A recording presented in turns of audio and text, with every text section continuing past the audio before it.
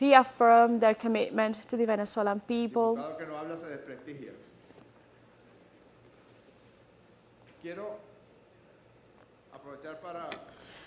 A deputy that doesn't speak falls short. I want to take this opportunity in this beginning of this last period of session of this National Assembly, a National Assembly elected by the people of Venezuela in the month of December in the year 2020, that concludes its functioning as Parliament on January 5th next year, 2026. Because we don't take on offices for life. We believe in democracy. We believe in the vote of the people. And we believe in the expression of the people of the Bolivarian Republic of Venezuela. What do we want to say with this? That those that are here today, men and women, that have carried on a very powerful work in the recovery of the legislative power of Venezuela. If you would like to be re-elected as deputies for the period 2026-2031, we will go to the election of Venezuela. And if the people vote for us, we will be once again deputies. We do not believe in deputies elected for life. So thank you for what has been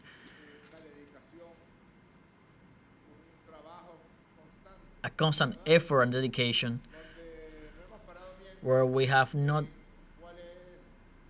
stopped to see what is the color of the political parties that we belong to, what is our own vision. We have worked together with all deputies of the democratic opposition of Venezuela. We thank them, we appreciate them, all the effort that they have put to accompany us, to accompany this process of reconstruction, of recovery, and also of seeing towards the future, because it has been important the steps that we have taken to accompany a process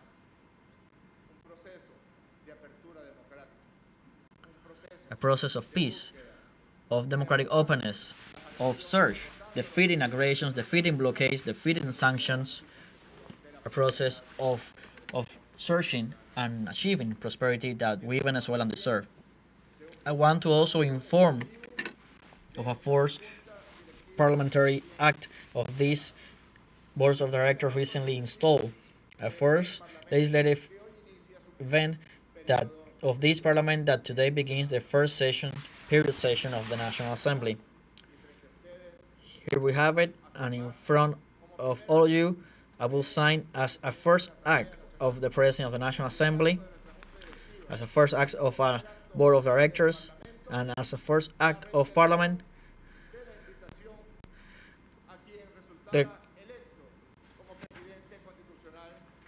the invitation to who was elected, constitutionally elected as President of the Bolivarian Republic of Venezuela last July 28th last year.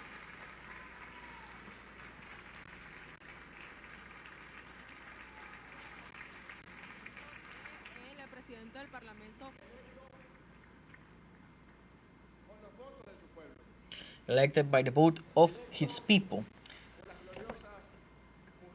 elected by the glorious men and women of this broad territory, women and men that know how to lend a hand to those in suffering, that know how to lend a hand to whom comes from afar, to all those that need help, but that also has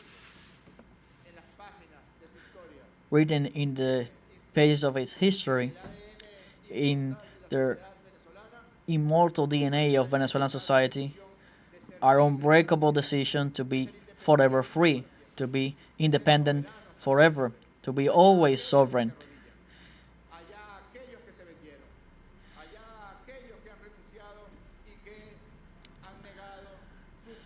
those who have surrendered, who have knelt down, who have denied their condition of Venezuelan, that is their issues. On the contrary, there are millions of Venezuelans that we are independent, we are free, we are Democrats, and the vast majority of those Venezuelans elected in a democratic process Nicolas Maduro Moros as president of the Bolivarian Republic of Venezuela. A decision that also had the study and the investigation done by the Supreme Court of Justice, and that investigation also gave the result that the National Electoral Council had already gave beforehand, that in fact the result was that which the Venezuelan people had established on the July 28th elections. I will read you the message that will be the first letter. Citizen Nicolas Maduro Moros, Constitutional President of the Bolivarian Republic of Venezuela, to his office. Dear President, dear greeting.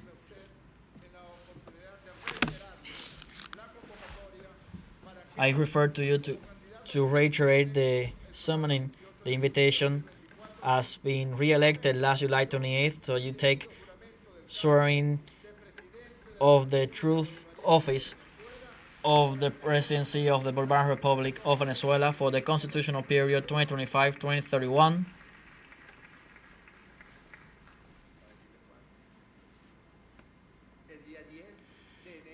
On January 10th, 2025, at noon.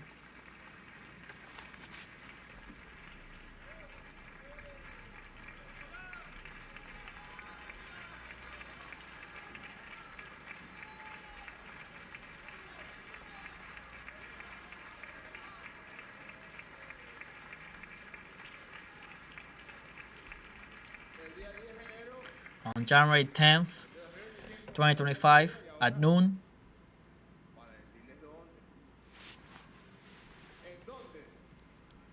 where the Constitution established in the palace, in the Federative Legislative Palace, headquarters of the National Assembly of the Bolivarian Republic of Venezuela.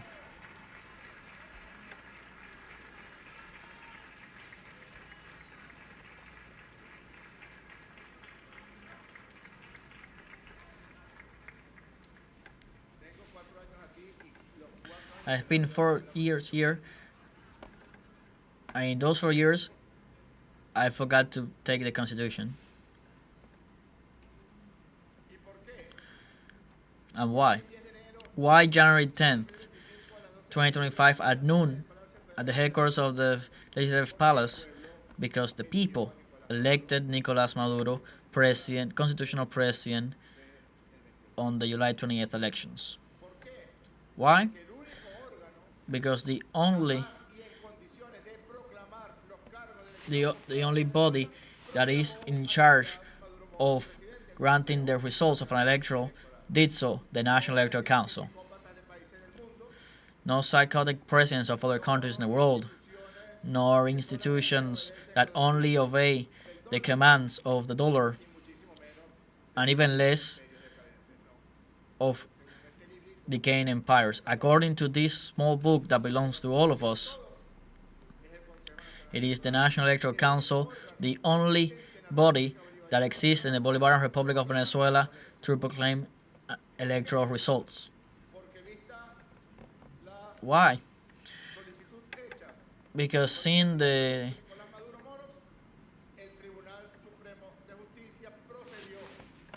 claim made by the constitutional president of by President Nicolas Maduro, the Supreme Court of Justice, carried on an exhaustive investigation, and its result was that all the results given by the National Electoral Council were valid. And because Article 231 of the Constitution, candidate elected will take office of the presidency of the Republic on January 10th of the first year of his term of office. through a swearing ceremony before the National Assembly. You, dear deputies, it's all here. It's all here in the Constitution. Everything else is a lie. Everything else are schemes, foolishness. What rest is the repeated history now as a comedy. The rest is once again the attempt to bring down the basis of peace of the Republic, to harm the nationality. When they tried to destroy the legislative power, there was a preconceived plan.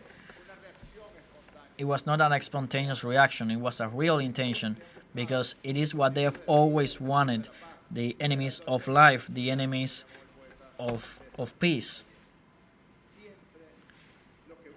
What they always look for is that the Republic be dissolved, so that their masters can come and try to impose their wish. We will not allow them. On January 10th, we'll cement the basis of the construction of the future for which the people elected Nicolas Maduro as constitutional president of the Bolivarian Republic of Venezuela. And on January 10th, right here in this building, and having peace, and that we cherish so much, and that all Venezuela enjoy, you will see your president elected by the Venezuelan people swearing in before all deputies.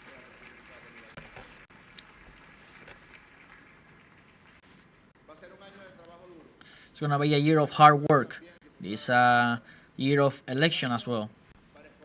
It's going to be a year to elect a new parliament. I imagine that there are still some parliaments for life that meet in secret in McDonald's in Miami. But this year, 2025, there will be parliamentary elections. This year, we will have regional local elections. This year, we have different elections so that the people, the communal power, can choose on what can the budget of Republic be distributed so that they go straight to the needs of the people of Venezuela. There are going to be 4 consultations plus 2 elections for public office, so we are talking about 6 elections. And this is a year that the president has proposed a constitutional reform. From here, and expecting the consolidations of those proposals that the president has made, we put at the disposition of the National Assembly of the Bolivarian Republic of Venezuela, which is the political space of the Republic, to accompany the debates, the drawing up of proposals alongside our people, so that that constitutional reform leads to a proposal that is shared and is supported and defended by the vast majority of the Venezuelan people. We have a lot of work this year, 2025, but we don't fear work because it's already been a lot of work that we have been carrying on in these previous years. I want to was going over yesterday some letters written by our liberator Simón Bolívar.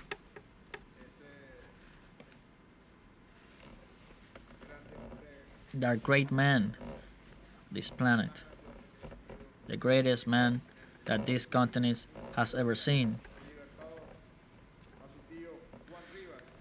Very young, at a very young age, the liberator wrote his uncle, "My love is for all, and I will see myself as an unworthy man what I'm not certain to accomplish." Why do I cite the liberator? Because in the past, in a past that to which we will never return, the main characteristic of a politician from Venezuela was to always lie first, and of course, those that still try to return to that unworthy past are people that have no word. I saw them standing right in front of me so that they could, scared as they were, to be able to go to its cherished exile in Spain. Not a single minute after the election, that unworthy being accompanied some of his supporters. Not even a single minute. He was always under the bed of an ambassador in the two embassies to which he worked after the electoral process. And while we saw him signing, we knew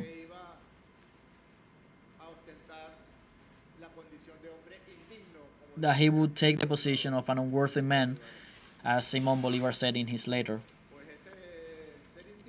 But that unworthy being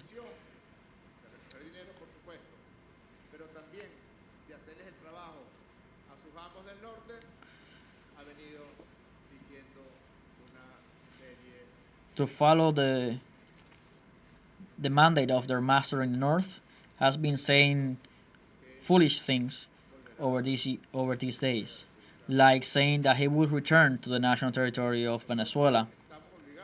We are mandated to contribute with the prosecutor office and every deputy that defends peace. We will call in case that he touches 1 inch of the national territory, the immediate arrest for violating law,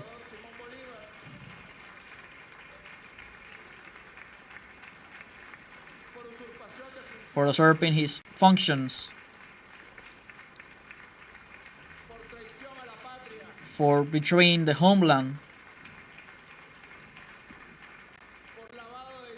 for money laundering. The immediate arrest of that unworthy being and anyone who accompanies him. And also they have said another group of losers, of detestable people that are hated by their own people, that were president from Mexico. Go and see what the Mexican people think of Vicente Fox, of what the Paraguayan people think of these other people, of what they think of Moscoso, of what the Bolivian people think of Quiroga. Being foreigners, they have said that they would come to Venezuela, that they will come to Venezuela, without having, of course, any kind of authorization by the legitimate authorities in Venezuela to enter the national territory of the Bolivarian Republic of Venezuela. In consequence, from the first session of the National Assembly, next Tuesday, I will call so that all these people be declared persona non grata, all these traitors of detestable people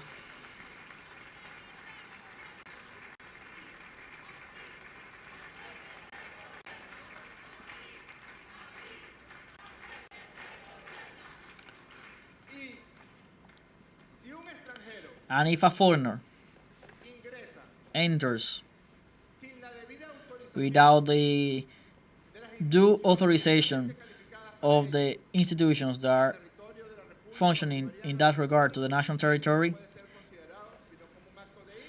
that can only be considered an act of invasion, and as an invader will be treated any foreigner that tries to illegally enter the territory of Venezuela. As a foreign invader of the sacred territory, Venezuela will be respected. We respect the international law.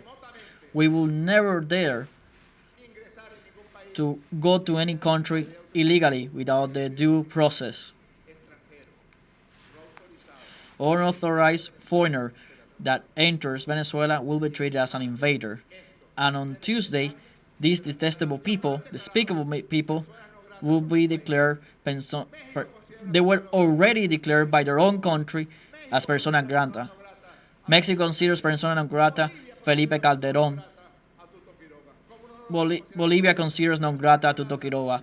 How can we not consider persona non grata these people if they are the enemies of the Republic and they will not enter? And if they do, they will be treated as invaders.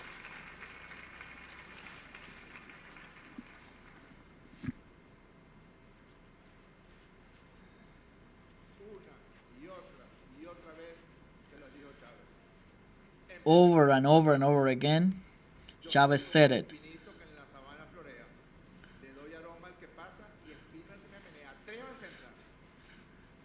I dare you to come in. We give love to those that give love, but we have strong arm with those that deserve it. So I dare you to come in. We'll have everything in place to defend the homeland, life, and peace. And peace will be with us. Dialogue, political dialogue, will always be with us. Freedom will always be with us. Free movement and exchange of ideas will be the brand of the future that we are building. Freedom, independence, sovereignty, exchange. I heard an opposition deputy who did their proposals to point out, independently of whoever wins, we always have to keep dialogue as a principle, even if our ideas are not the same. We agree with that.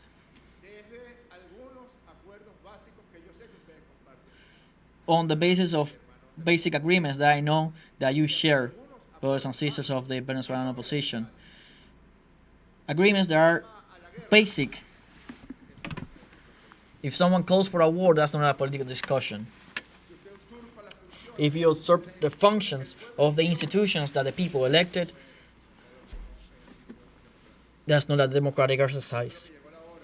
I believe that it's time that extremism be isolated, definitely. It is time that we all unite, that all, no matter how we think, we can come to agreement. I know there are things that we can get to an agreement, and there are things that we have already done so. This country is at peace.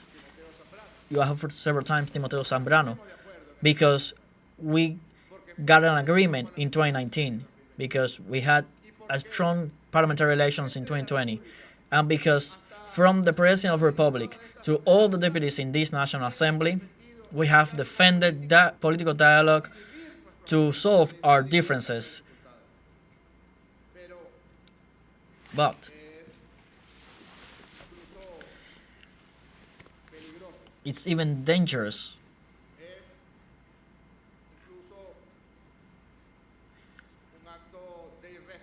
It's an act of irresponsibility to try to talk with people that have a knife hidden under their sleeves.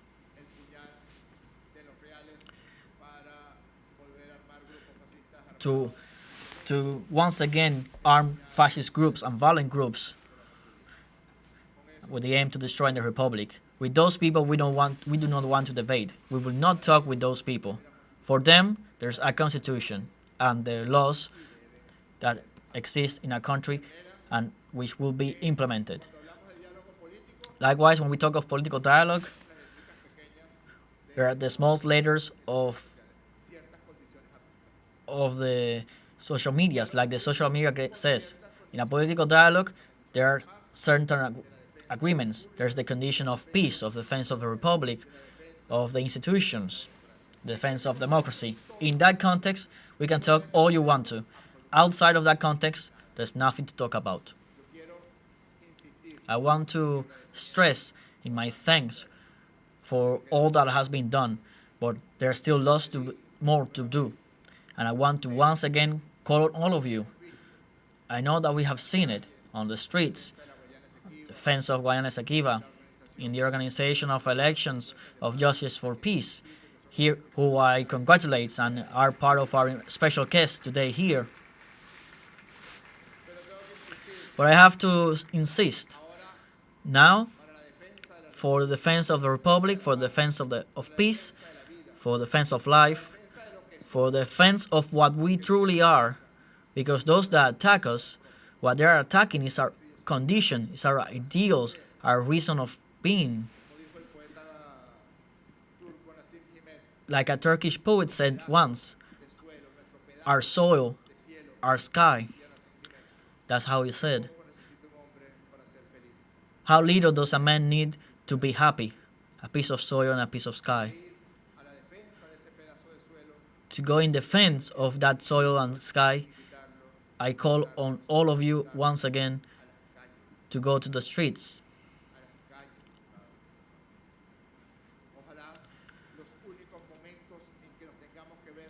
Hopefully the only times that we have to see each other here are some Tuesdays and Thursday, and we can have more sessions on the streets with the people of Venezuela, and you on the street, deputies. Because if you go to the streets, if you're always on the streets, and you aspire to continue being elected, democratically elected deputies, you won't have any need to do campaign, because the people of Venezuela will know you and will recognize you on the streets, on the neighborhoods, in every square. On the contrary, if you are just a deputy of lobbying of office,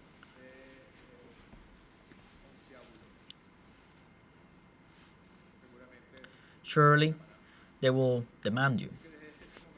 So from this very moment, from this month of January, they threaten peace, we are on the streets defending peace. They threaten the normality of the Republic, the right that they have to be on the Venezuelan beach. They will see us on the street defending the Republic.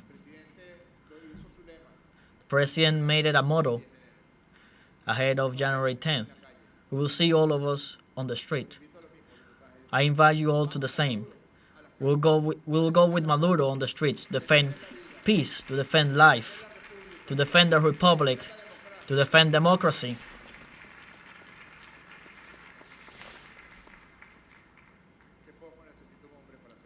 How little does a man need to be happy?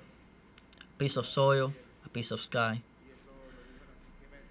And this was said by Hassan Himet while he was being imprisoned in a dungeon of fascism. Fascism is the cancer of the people. Fascism is the attempt to annihilate humans just for being different. And if something can define the Venezuelan being, something defines the Venezuelan being is that we are different. We are all different. Because we're all indigenous, we're all blacks, we're all whites, we are all from the Canaries, we are all Italians, Portuguese, we are all Colombians. We came from this land to give freedom. Of course, in our land, we will defend freedom. Allow me to close with a simple phrase that is our motto: we will triumph. Thank you, deputies.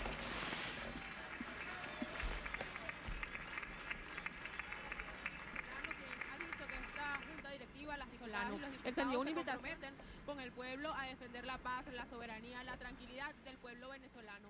Extendió una invitación a las diputadas y los diputados a irse a las calles, a legislar junto al pueblo, a defender la paz desde el territorio venezolano, en cada calle, en cada esquina, en cada...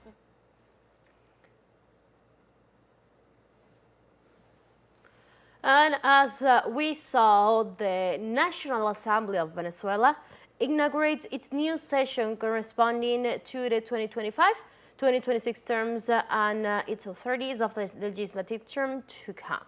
During the installation session of this new legislative term, The Venezuelan deputies ratified Jorge Rodriguez as the Assembly's president, as well as the Assembly's role for these terms, including Pedro Infante as the first vice president of the Assembly and America Perez as second vice president, along with other authorities. The first task to be assumed by the Venezuelan legislature after its installation will be the swearing of President Nicolás Maduro on January the 10th, following its victory in the elections of July 28, 2024. As Will said, that 2025 will be also elected a new parliament, governorates, mayors, legislators, likewise of two popular consultations. And now with that, we have come to the end of this news brief, but you can find these and many other stories on our website at telesurenglish.net. You can also join us on our socials. We're on Facebook, on X, and on Instagram as well. For Telesur English and from the South, I'm Ana Marrero. Thank you for watching.